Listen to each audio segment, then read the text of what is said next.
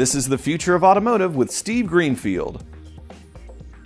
Well, welcome back to the latest episode of the Future of Automotive on CBT News, where we put recent automotive and mobility news into the context of the broader themes impacting the industry.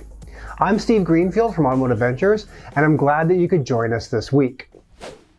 From coast to coast, transportation departments are pursuing controversial plans to widen highways to help with congestion and vehicle emissions. But counterintuitively, these highway expansions are sure to achieve the opposite, compelling more people to drive, thus increasing traffic and greenhouse gas emissions. Yet state and federal officials are justifying these billion-dollar projects by claiming that they can alleviate congestion and help fight climate change. Both businesses and residents often complain about traffic in major cities, and widening the road is an easy way to placate them because it feels like we're making progress. But decades of research, along with common sense, show that congestion will inevitably return. New roadway lanes invite more cars, which generate more emissions, trapping us in a cycle of ever-increasing driving that only makes it harder to slow the increase in global temperatures. The so-called Jevons paradox is a concept developed by William Stanley Jevons 160 years ago to explain why productivity improvements compel people to find new ways to consume a given product, increasing demand and ultimately consumption rather than lowering it. Jevons' paradox helps to explain why highway expansions consistently fail to deliver the predicted benefits to reducing congestion. Why does this happen? A widened highway simply leads more people to travel on it during peak hours until it's just as gridlocked as it was before. Recent lane widening projects have a fatal blind spot. They fail to consider how humans respond to changing conditions like these new vehicle lanes. When people see cars traveling freely over a recently expanded highway, they will recalibrate their travel decisions. Some will choose to drive at rush hour when they could have otherwise driven at non-peak times, or taken public transit, or perhaps not travel at all. When a roadway is widened, you might have less congestion at first, but it quickly goes away. Such behavioral adjustments will continue until traffic is as bad as it was before, when the roadway was narrower. The only difference is now there'll be even more cars stuck in traffic, emitting even more pollution. Wider highways convince more people to drive, which may increase car purchases, and once people own a car, they tend to use it. To add insult to injury, expanded roadways could compel some to relocate to larger homes that sprawl further from the urban core, which elongates commutes. Humans are funny creatures, but they do tend to act in predictable, albeit often irrational ways. But decision makers sometimes need to look to behavioral economics to anticipate the unintended consequences of their actions. And in this case, that means recognizing that widening highways actually does little to nothing to alleviate traffic and emissions. So with that, let's transition to our companies to watch.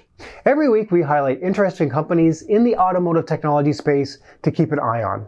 If you read my weekly Intel report, we showcase a company to watch, and then take the opportunity here on this segment each week to share that company with you. Today, our new company to watch is called Spark.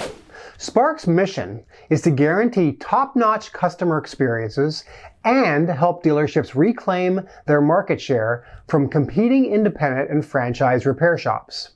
Spark provides an AI-enabled intelligent agent that effectively rides shotgun with Business Development Center, or BDC agents, to augment the intelligence of the employee.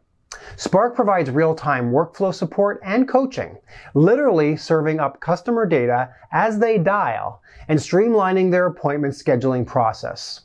The result? Increased productivity per rep to the tune of greater than $100,000 per year, lower employee turnover, and calls that are 3 times more efficient. Dealers using the Spark product find that they can overcome objections with ease, no longer experiencing missed opportunities from poor objection handling. Spark parses through call recording data to serve reps the talk tracks they need to overcome likely objections.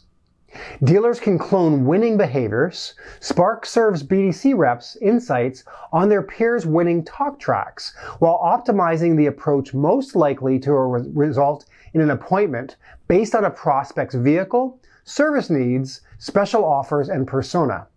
And dealers can measure coaching impact and iterate. Spark finally closes the feedback loop on coaching, measuring 1, the coaching prompt your reps receive, 2, if they've taken the feedback given, and 3, the outcomes it impacted on live calls. If you'd like to learn more about Spark, you can check them out at www.sparkserve.com. So that's it for this week's Future of Automotive segment.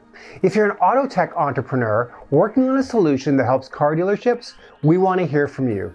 We are actively investing out of our dealer fund. If you're interested in joining our investment club to make direct investments into auto tech and mobility startups, please join us. There's no obligation to start seeing our deal flow, and we continue to have attractive investment deals available to our members. Don't forget to check out my book, The Future of Automotive Retail, which is available on Amazon.com, and keep an eye out for my new book called The Future of Mobility, which is going to the publisher and is almost complete. Thanks as always for your ongoing support and for tuning into CBT News for this week's Future of Automotive segment, and we'll see you next week.